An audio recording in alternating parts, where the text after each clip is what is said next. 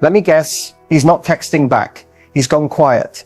And every part of you is screaming, should I reach out? Should I block him? Should I do something, anything to get a reaction?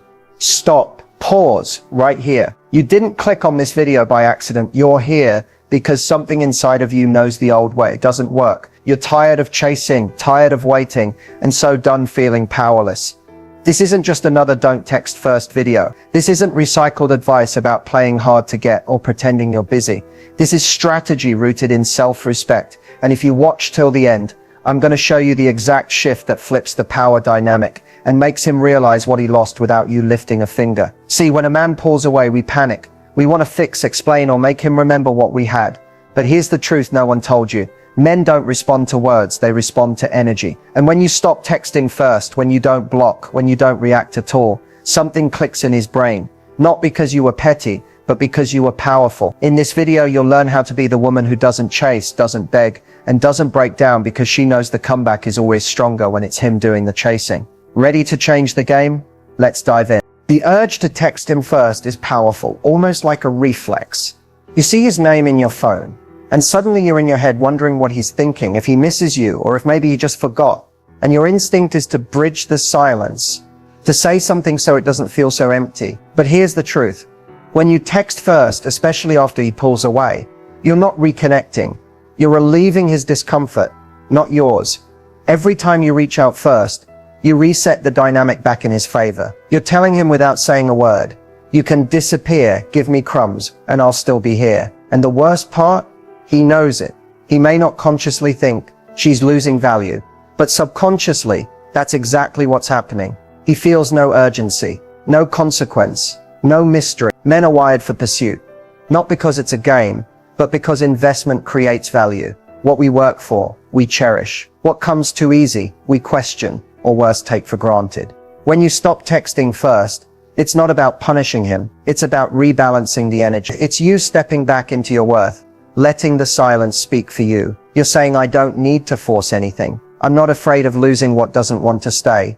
And that's when the shift happens. He starts to notice the quiet. He wonders what you're up to. He checks your profile more than you realize. And then he starts to feel the space you left. That space used to be filled with your good morning texts, your check-ins, your effort. Now it's empty. And that emptiness becomes curiosity. That curiosity turns into attraction. But none of that happens if you text him first. So the next time your fingers hover over your screen, aching to break the silence, remember this. Your silence is not a loss of connection. It's the beginning of your power returning. Let him be the one to wonder. Let him come to you. You're not ignoring him. You're remembering who you are. Blocking feels like control. It gives you that immediate hit of power, like slamming a door shut and walking away. In the moment, it feels strong. It feels final. But what if I told you that blocking him, especially when you're still emotionally charged, often does more harm than good? Let's be real. Most women don't block from a place of detachment. They block from a place of hurt, anger, or desperation. It's not about cutting him off. It's about hoping that by cutting him off, he'll finally feel something, that he'll panic, that he'll miss you instantly, that blocking will shock him into caring again. But here's the problem. It doesn't usually land that way. To a man, especially one who's emotionally avoidant or unsure, being blocked doesn't equal I care deeply and I'm protecting myself. What he often hears is she's still reacting. She's still emotionally attached. She still wants something from me, even if it's just a reaction. And once he senses that emotional charge, his power increases. It confirms what he already suspects, that you're still thinking about him, that he still holds emotional weight in your life. And that gives him the space to stay detached, or worse, to frame you as dramatic or bitter, even if you're not. Blocking, when done prematurely or out of emotion, cuts your own power short. It tells him, you still matter enough to make me act out of pain. But what if instead you just disengaged without a scene? What if you didn't block, didn't lash out, didn't chase or react, but simply became unavailable in a way that left him guessing? That's what leaves a lasting impression. See, the opposite of love isn't hate, it's indifference. And blocking feels a lot more like hate than indifference. It screams, you still affect me. But true power is when you don't need to block him. You're just living, thriving, and emotionally unfazed, and he sees it. That energy, It's unforgettable. It's unsettling in the best way. Because now he's left wondering why you didn't react, why you didn't fight, why you didn't chase. And that's the emotional tension that creates desire. Now, are there situations where blocking is necessary? Absolutely, especially when there's toxicity, manipulation, or abuse involved. Your peace and safety always come first. But if you're blocking him to get a reaction, prove a point, or create a false sense of control, you're giving him exactly what he expects, a signal that he still has influence. The real power move: don't block. Just stop giving access, quietly, confidently, and without announcement. Let him feel your absence without the drama, because when you stop performing your worth, that's when he finally starts to recognize it. There's one shift that changes everything. When it comes to how a man perceives you, values you, and decides whether or not to come back. And it's not a line you text. It's not a clever comeback. It's not even about looking hotter or posting cryptic quotes on your story. The shift is energetic, and it happens the moment you stop trying to be chosen and start choosing yourself. That sounds simple, but it's not easy, because for so long, we're taught that love means effort, that if someone is pulling away, we should try harder, love louder, be more available, more understanding, more easy to be with. But what actually gets his attention isn't your availability, it's your absence paired with your self-possession. Here's what I mean. When a man senses that your energy is no longer orbiting around him, that you're no longer waiting, wondering, hoping, his brain registers loss, not just of your presence, but of your focus. And to the masculine mind, attention is everything. If he knows you're still emotionally tied to him, even in silence, he's not worried. He feels in control. But the moment that energy detaches, the moment your world starts revolving around you instead of him, that's when it hits. Because attention is currency, and suddenly you're no longer spending it on him. You're not checking his stories. You're not waiting for the text. You're not sitting in what ifs. You're investing your time, your glow, and your focus back into your own life. That shift, not in words but in energy, is what makes him stop and think, wait, did I lose her? Not did I upset her? Not is she mad at me? But did I actually lose her presence, her attention, her softness? And that's the kind of thought that lingers in his mind at 2 a.m. when everything is quiet. That question will echo louder than any message you could have sent. You become the one that got away without trying to be. You become unforgettable without saying a word. You become valuable again because you stopped putting him at the center of your universe. And no, this isn't about manipulation. This is about reclaiming the parts of yourself that you gave away too easily. Your time, your energy, your emotional labor, and channeling it back into the one person who will never abandon you, you. That's the shift that gets his attention. Not a strategy, but a state of being. Not a performance, but a realignment. Because the moment you stop trying to get him back is the moment he starts trying to get you back. The moment you pull back is the moment everything starts to shift. Not just in the dynamic with him, but within you. It's subtle at first. There's that discomfort, the silence, the temptation to reach out and break the stillness. But if you can resist that urge, if you can sit in the quiet and not chase, something powerful happens.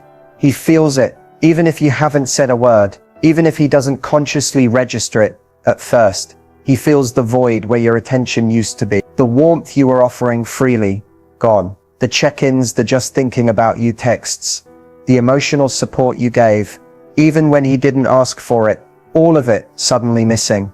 And that absence hits harder than any argument or emotional message ever could. You're no longer available on demand, no longer feeding his ego, soothing his doubts, or holding the connection together by yourself. And while it might seem like he's fine, like he's unaffected, trust me, the silence grows louder with time, especially if he's used to you always being there. But pulling back doesn't just change his experience, it changes yours. You start seeing things more clearly. You notice how much of yourself you were giving away without getting anything in return. You begin to feel your own power again.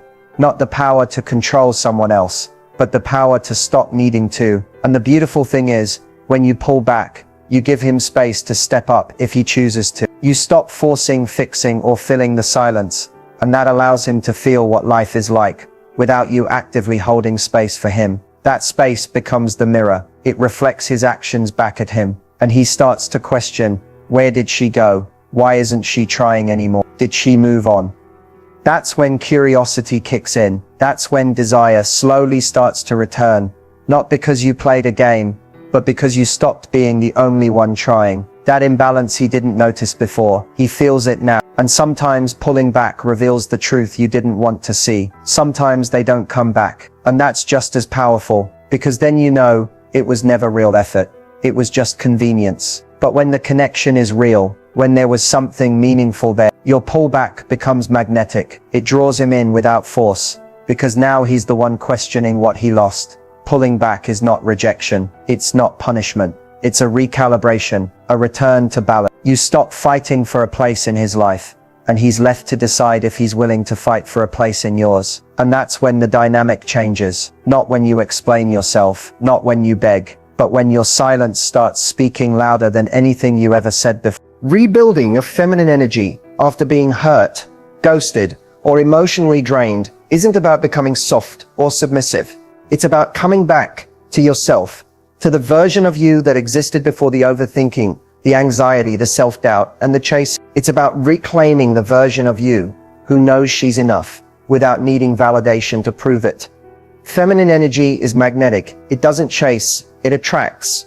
But the problem is, when we feel ignored or rejected, we often slip into our masculine control, logic, action. We start overanalyzing, strategizing, texting, fixing. We try to do more to get love instead of receiving more by simply being. That's where everything starts to disconnect. Rebuilding your feminine energy means letting go of the urge to force outcome. It means detaching your self-worth from how much attention he gives you. It's the quiet power of being present, intuitive, and emotionally anchored. Not because you want him to come back, but because you're finally returning to your own emotional home. And you don't have to change your personality to do this. You don't have to be overly soft-spoken, wear dresses, or meditate for hours. Reclaiming your feminine energy is more about how you move through the world. Are you responding or reacting? Are you grounded or grasping? Are you seeking outside of you or building from within? When a woman is in her feminine, she's not easy to forget. Why? Because her energy feels like safety, like peace, like warmth. Not because she's trying to be perfect, but because she's so at home with herself, you can't help but feel drawn in.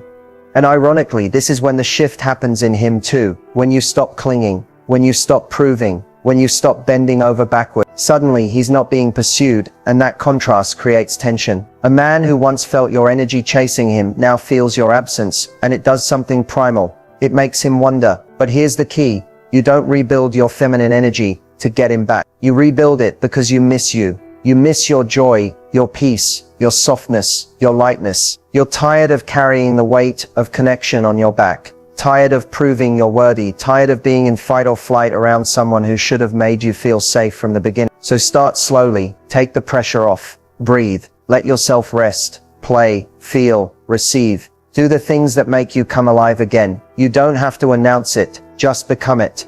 Because when you rebuild your feminine energy, you don't have to chase anyone. The right person feels it, and they come closer. Not because you ask them to, but because they can't stay away. One of the most underestimated forms of power in any relationship, especially with men, is non-reaction. Not silence out of spite. Not pretending you're fine when you're not, but genuine non-reaction, the kind that comes from self-trust, emotional control, and knowing your value so deeply that someone else's behavior no longer determines your peace.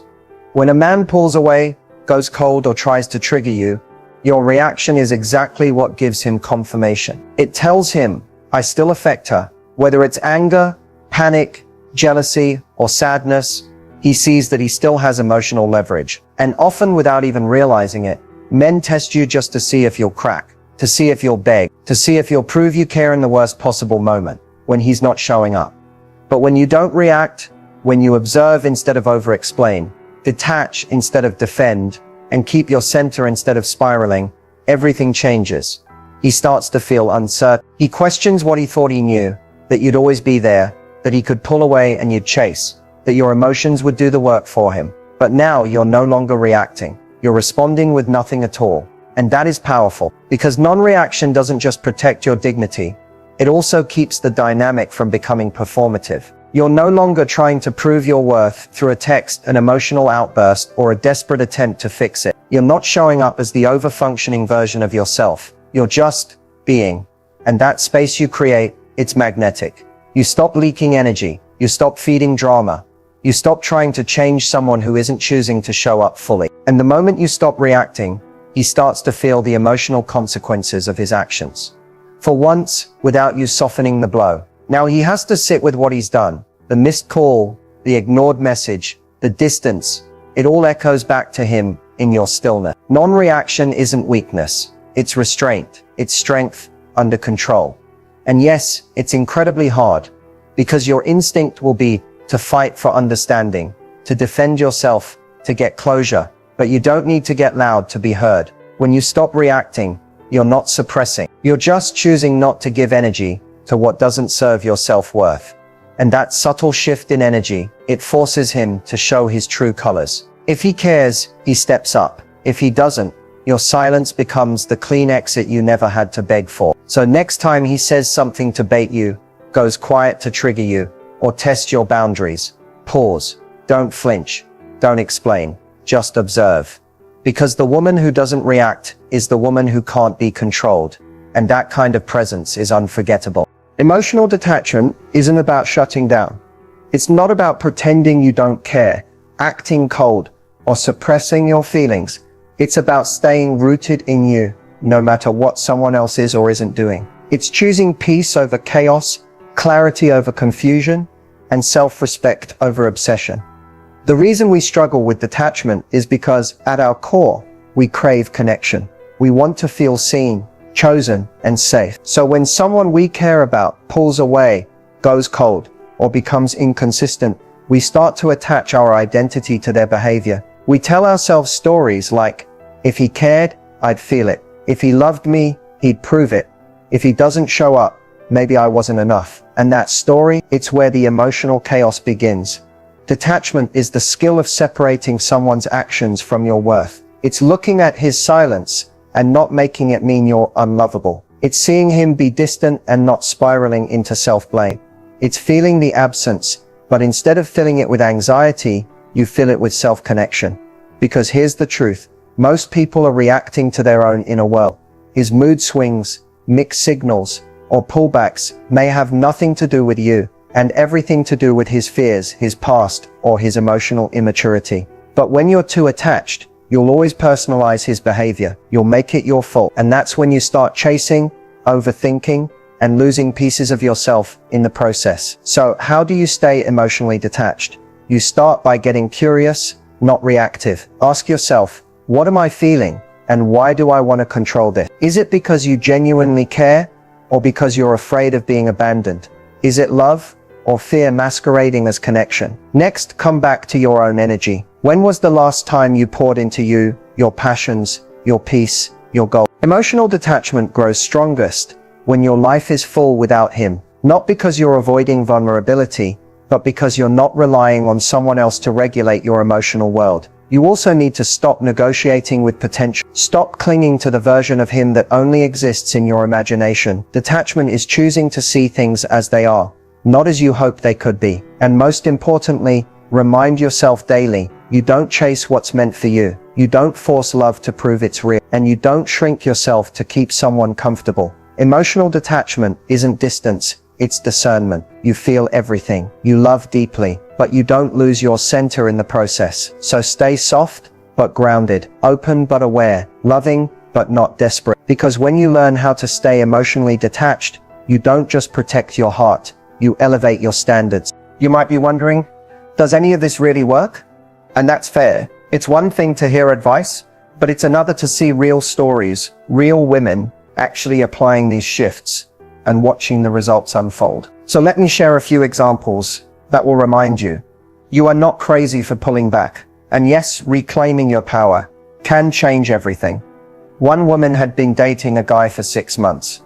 Things were intense in the beginning, constant texting, spontaneous dates, deep conversations. Then suddenly, he started pulling away. Texts got short, plans became excuses, and her anxieties skyrocketed. She wanted to ask what was wrong, fix it, force clarity, but instead she chose a different path. She didn't text, she didn't beg, she didn't block. She just detached, focused on herself, reconnected with her friends, went back to her hobbies, and stopped monitoring his energy. 3 weeks later, He messaged her, "I don't know what happened, but I miss the way you made me feel. Can we talk?" She didn't get him back by chasing. She got him back by letting go. Another woman was in a long-distance situation where things felt unbalanced. She was always initiating, always giving, always trying to keep the connection alive. When she realized how exhausted she was, she decided to stop showing up where she wasn't being met. She didn't make an announcement. She just pulled back. She didn't post thirst traps. She didn't send passive-aggressive texts.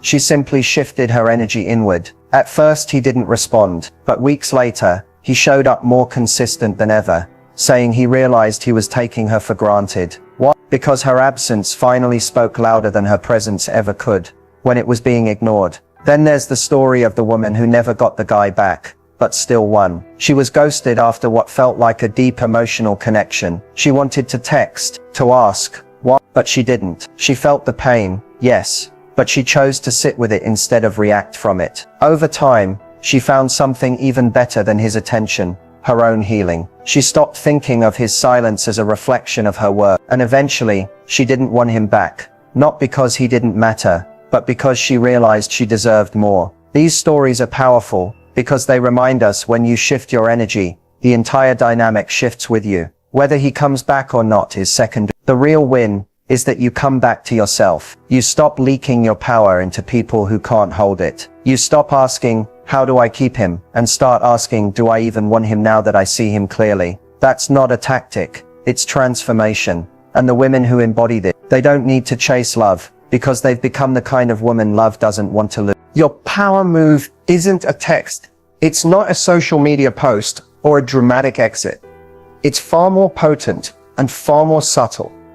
It's the decision you make right now to stop reacting from a place of need and start acting from a place of strength. To stop chasing someone who's already checked out and begin choosing yourself first.